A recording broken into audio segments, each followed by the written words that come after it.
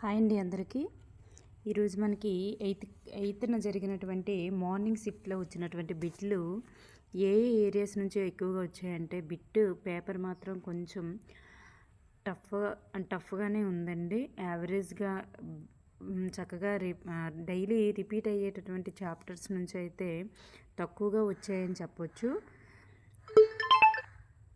Next ఇక్కడ first bit ఏంటంటే బోధన దశల మీద బిట్ వచ్చింది. బోధన దశలు, అలాగే నామ్ చామ్స్కీ గారి గురించి వచ్చింది. కోల్బర్గ్ గారి గురించి కూడా వచ్చింది.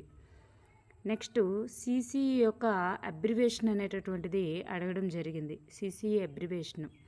నెక్స్ట్ కుట్టుసురు అనేటటువంటిది దాన్ని సంధిగా విడదీయడం. కురు ప్లస్ ఉసురు అది ద్విరుక్త టకార దేశంది. కురుచిరు కడునిడు నడులు ద్విరుక్త టకార దేశంది. నెక్స్ట్ అరణ్యం యొక్క పర్యాయ పదాలు అడగడం జరిగింది. వితరణి అనే దాని యొక్క అర్థం అనేటటువంటిది అడగడం జరిగింది. వితరణి యొక్క అర్థం. నెక్స్ట్ పొడుపు కథ ఒకటి అడగడం జరిగింది. పొడుపు కథ. నెక్స్ట్ జాతీయం కూడా ఒకటి అడగడం జరిగింది. జాతీయం ఒకటి, పొడుపు కథ ఒకటి అడగడం జరిగింది. జాతీయం పొడుపు కథల మీద మనం ఆల్రెడీ ఒక వీడియో చేయడం జరిగింది. నెక్స్ట్ జాతీయము, సామెతలు, పొడుపు కథలు అన్నీ కలిపి. బ్రతుకు తెరువు దీని యొక్క విగ్రహవాక్యం అడగడం జరిగింది. నెక్స్ట్ మదనం యొక్క నానార్థాలు ఏమిటి? మదనము యొక్క నానార్థాలు ఏమిటి? నెక్స్ట్ ఊస్మాల గురించి ఒక బిట్ వచ్చింది. నెక్స్ట్ గణిత విద్యా ప్రమాణాలకు సంబంధించి వ్యక్తీకరణానికి సంబంధించి ఒక బిట్ వచ్చిందంట.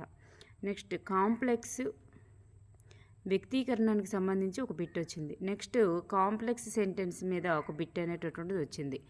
నెక్స్ట్ టెన్సెస్కి వచ్చేసరికి టెన్సెస్ యొక్క స్ట్రక్చర్ చూసుకొని వెళ్ళండి. సింపుల్ ఫ్యూచర్ టెన్స్ మీద వచ్చింది. నిన్న కూడా మనకి ఫ్యూచర్ టెన్స్ మీదే వచ్చిందనమాట. సింపుల్ ఫ్యూచర్ మీదే వచ్చింది. నెక్స్ట్ పాస్ట్ పర్ఫెక్ట్ మీద మొన్న ఎగ్జామ్లో వచ్చింది. 6th జరిగినటువంటి ఎగ్జామ్లో పాస్ట్ పర్ఫెక్ట్ మీద వచ్చింది. ఇప్పుడు కూడా వచ్చింది. నెక్స్ట్ ఆర్టికల్స్ మీద రిపీటెడ్గా బిట్ వస్తుంది, చూసుకొని వెళ్ళండి. Next speeches, direct speech, indirect speech మీద మనకి బిట్ వస్తుంది. నెక్స్ట్ ఫ్రాజల్ వెర్బ్ మీద కూడా మనకి బిట్ అనేటటువంటిది వస్తుంది. ఫ్రాజల్ వెర్బ్. నెక్స్ట్ లింకర్స్ మీద కూడా బిట్ రిపీటెడ్గా వస్తుంది. నెక్స్ట్ పునర్బలనం ఉంటుంది కదండి. ఆ పునర్బలనాన్ని స్వీయ పునర్బలనం అవి ఉంటుంది కదా, వాటి మీద ఒక బిట్ వచ్చింది. నెక్స్ట్ ప్రేరణ. నిన్నను కూడా 2 షిఫ్ట్లలో ప్రేరణ వచ్చింది, పునర్బలనం వచ్చింది. ఈరోజు కూడా పునర్బలనం ప్రేరణ మీద వచ్చింది. నెక్స్ట్ నిబంధనం గురించి ఒక బిట్ అనేటటువంటిది వచ్చింది. నిబంధనం మీద. నెక్స్ట్ ఉపమాలంకారానికి సంబంధించిన బిట్ అనేటటువంటిది వచ్చింది. ఉపమాలంకారం. ఓకేనండి. నెక్స్ట్ సిద్ధవటం అనేటటువంటిది ఏ నది ఒడ్డున కలదు? సిద్ధవటం కోట ఏ నది ఒడ్డున కలదు? అలాగే డస్ట్బిన్కు సంబంధించింది ఒక బిట్ అనేటువంటిది వచ్చిందంట. నెక్స్ట్ గ్రేటర్ దెన్ బర్గ్ అనేటటువంటి వ్యక్తి ఏ దేశస్తురాలు అని అడగడం జరిగిందంట. నెక్స్ట్ నాణ్యమైన ఇనుమును అధికంగా ఉత్పత్తి చేసే దేశం ఏమిటి? అలాగే మగధ రాజ్యానికి సంబంధించినటువంటి రాజులకి చెందనవారెవరు? మగధ రాజ్యం గురించి ఆ రాజులకు సంబంధించి కిందన చెందనవారు ఎవరని అడగడం జరిగిందంట. నెక్స్ట్ స్థానిక స్వపరిపాలనకు సంబంధించింది ఏ ఆర్టికల్కి సంబంధించి? స్థానిక స్వపరిపాలన అనేది ఏ ఆర్టికల్కి సంబంధించిందని అడగడం జరిగింది. లాభాలు నష్టాలకు సంబంధించింది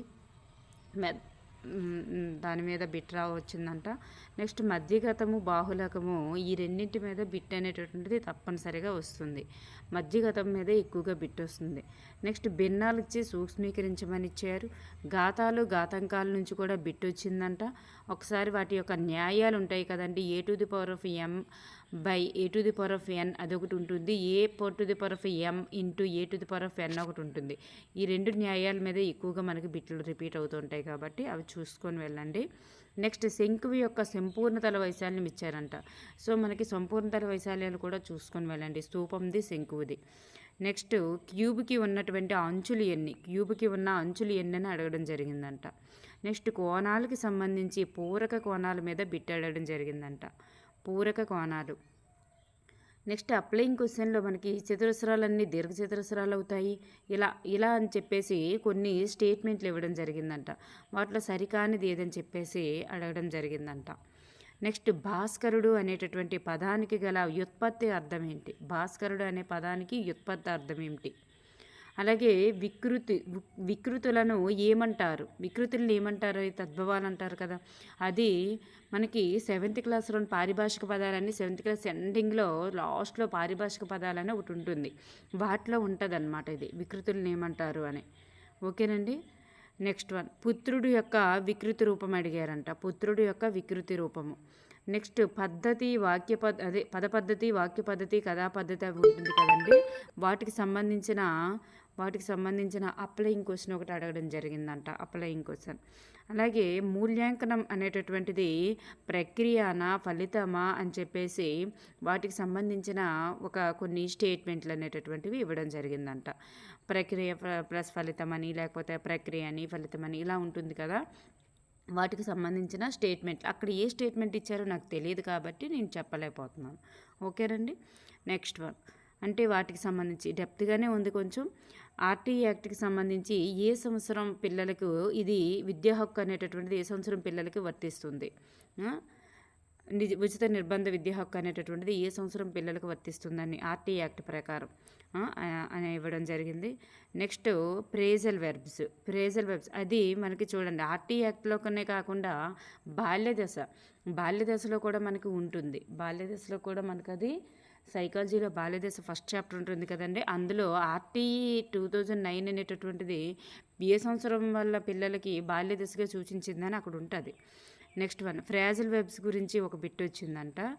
సినోనిమ్స్ యాంటోనిమ్స్ కూడా బిట్ వచ్చింది. ప్రత్యక్ష పరోక్ష కథనాల గురించి కూడా బిట్ వచ్చిందంట. నెక్స్ట్ చూడండి ఉపమాలంకారం మీద బిట్ వచ్చింది. నెక్స్ట్ ఒకటి అడిగారంట. ఇది గిరిజనుల గురించి కాదు, శ్రమజీవుల చూడండి ఉద్దేశం గురించి. పాఠం యొక్క ఉద్దేశాలు ఉంటాయి కదా వాటి గురించి అన్నమాట. శ్రమజీవుల గురించి తెలియజేసేటటువంటి పాఠం ఒకటి ఉంటుంది. ఏంటది? సందేశం.